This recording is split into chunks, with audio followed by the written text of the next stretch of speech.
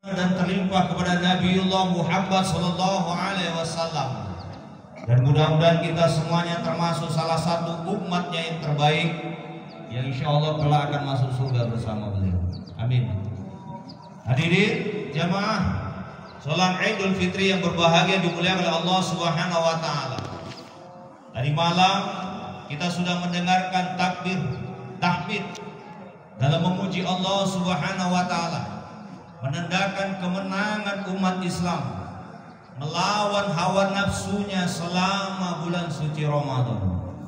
Kurang lebih 30 hari kita sudah menuntaskan segala amal-amal ibadah kita, baik itu amal fardu, amal sunnah, dan bahkan yang dilarang dan bahkan yang diperintahkan pun, yang dihalalkan oleh Allah Subhanahu wa taala, mampu kita kendalikan.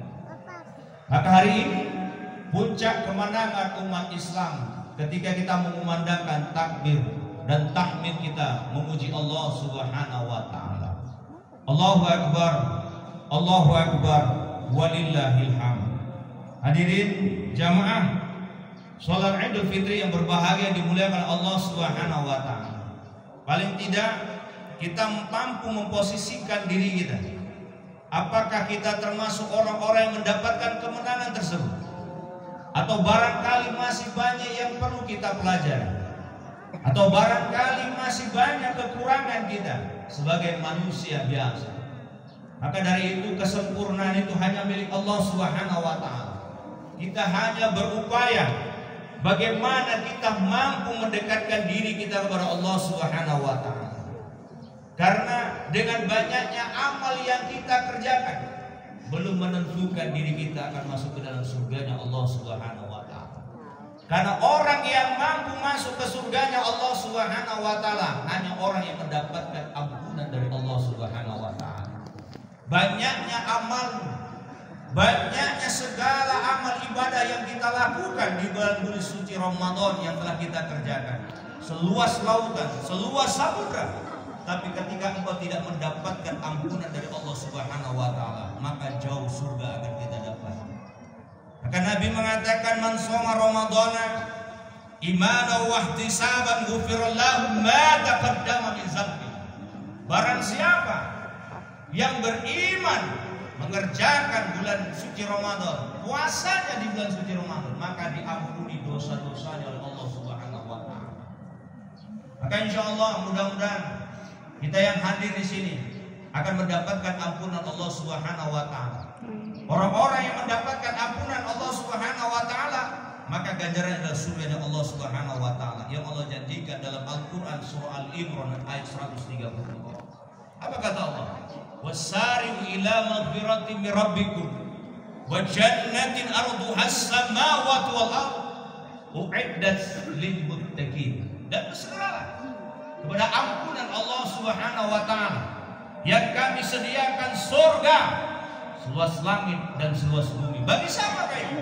Yaitu orang-orang yang bertakwa di sisi Allah Subhanahu wa taala.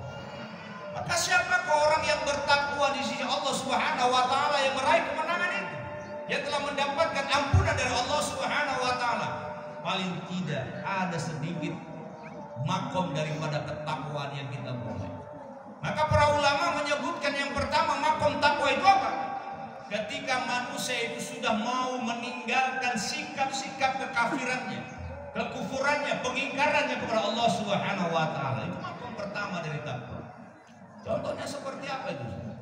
Maka kita nanti akan melihat atau barangkali kita merasakan ada orang yang nanti kita lihat dia mampu berpuasa tapi masih jauh dari sholat.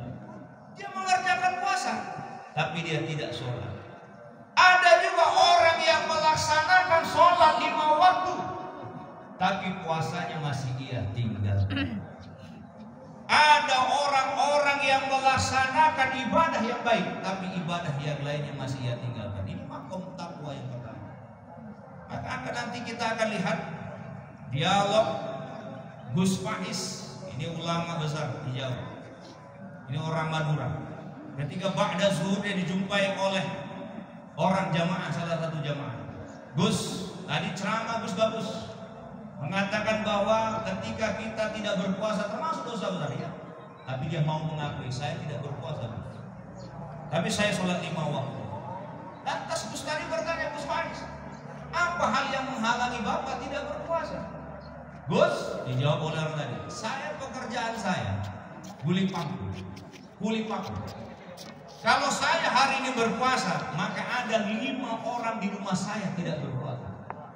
Ketika saya berpuasa, maka ada 5 orang yang tidak berpuasa, anak, istri dan cucunya. Tapi ketika aku tidak berpuasa, ada 5 orang yang berpuasa di dalamnya. Istri dan anakku bisa makan, sahur dan berbuka. Kenapa? Karena saya.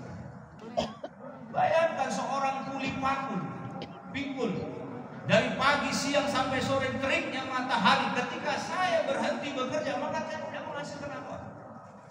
Maka hadirin jamaah sholat Id yang berbahagia dimuliakan oleh Allah Subhanahu wa taala. Terkadang kita melihat seseorang itu dari casingnya. Kita melihat seseorang itu dari apa? Penampilan. Kita mudah menghakimi orang lain. Oh, kau tak berpuasa, tak hebat kau. Oh, kau tak sholat, tak hebat kau. Jangan begitu. Jangan kau merasa dengan amal ibadahmu kau paling hebat. Kenapa? Iblis hebat beribadah, tapi dia tidak mendapatkan ampunan dari Allah Subhanahu wa taala. Jadi jangan pernah merasa dengan ibadahmu itu yang hebat, sholat 5 waktumu, ibadah Ramadan, tapi kau masih sombong di hadapan orang lain. Karena makom takwa yang pertama itu paling tidak, biarkan orang-orang yang melaksanakan ibadah tersebut, tapi masih dia mau ingat kepada Allah Subhanahu wa taala meskipun ibadah yang lainnya masih ia tinggalkan. Kalau kau mampu nasihati dia, sampaikan kebenaran itu dengan cara-cara yang baik.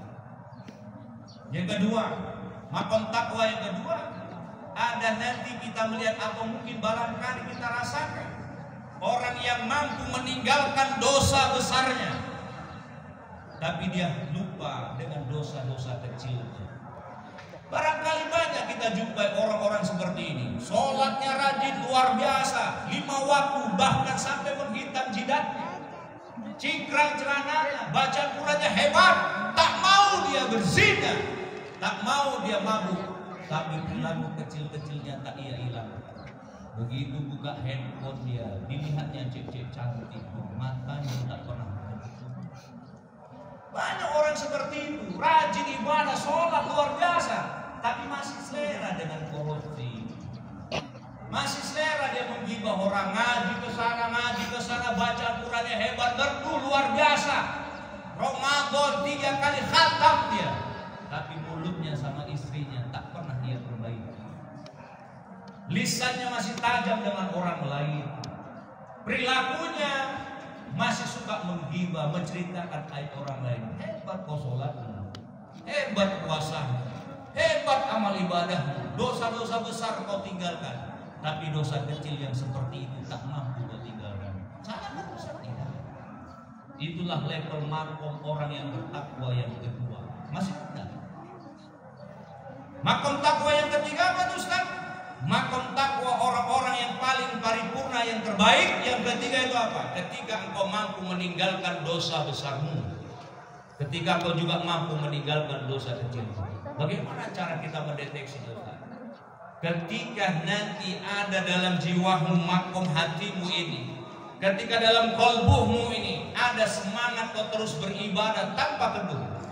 Bukan karena faktor Ramadan kau semangat beribadah, tidak. Bukan karena kau dipuji oleh seseorang, tidak. Bukan karena hebat hartamu kau sedekah, tidak. Bukan karena bacamu bagus, tidak. Karena kenapa? Memang lahir dalam jiwamu. Allah mendorong semangat keimananmu, ketakwaan kalbumu untuk meningkat.